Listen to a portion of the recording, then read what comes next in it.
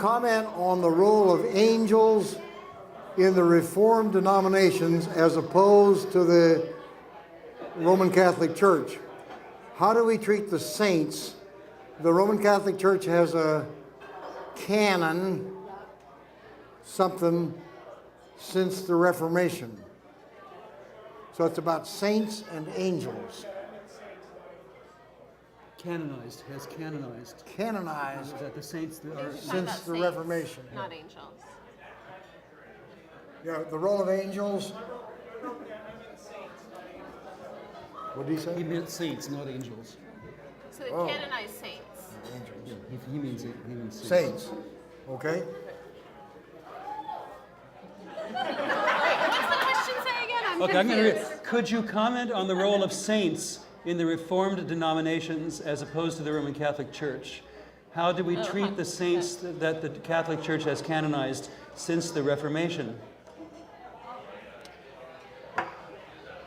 Well, we actually share with the Roman Catholic Church the same theology about saints. There are all kinds of holy people that have been made holy through the work of the Holy Spirit. And some of them we know about because they're so obvious to the rest of us, and some are unknown to us. The Roman Church has developed over the centuries a process to sort of officially identify some people through a process that sort of is somewhat organized and is able to attest to certain miracles and events in their lives that seem to suggest that they're saints. But we really do the same thing, exactly. I mean, we are on the Catholic side of this, actually. Presbyterians and Lutherans do not do what I'm about to tell you that we do, which is that we pay attention to holy people, not only in our own tradition, but in all kinds of other Christian traditions, especially in the recently expanded holy women and holy men. And we have a process to vet them, which is not as rigorous as the Romans, but we kind of do it in our own Episcopal way. We have committees of General Convention that work for years, who take applications, if you will, from various congregations and dioceses and that know about holy people that were local in their midst, or who know about some amazing person in India that we should be remembering.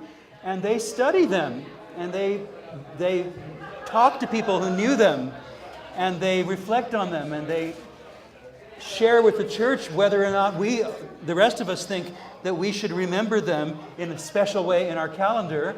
And then at General Convention, eventually we vote. We add people to the calendar, and ta-da, they're saints. But it's really no different from the Roman Church in essence. We believe in the communion of saints. This really has to do with what it really means to be high church. High church has nothing to do with liturgy and vestments and incense and stuff like that. High church was historically a way of talking about a theology of the church that took that said that the church had ultimate meaning. It was a high understanding of the church. Whereas the low church people said the church is really just a kind of support community to get us individuals into heaven.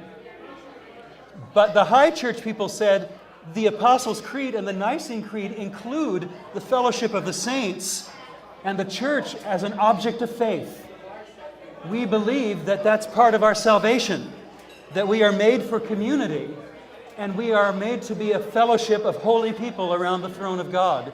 So the reason why we venerate saints is that we believe that the holy people who have gone over into heaven are still praying for us, and they're still in communion with us, because we're part of the communion of saints, the communion of holy people. It's just all about community.